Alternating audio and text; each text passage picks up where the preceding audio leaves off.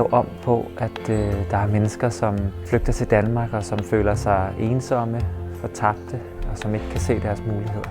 Jeg drømmer om, at de får en oplevelse af, at der er en by, som gerne vil dem det, og som gerne vil dem det godt, og som rigtig gerne vil lukke dem ind i det fællesskab, der er her.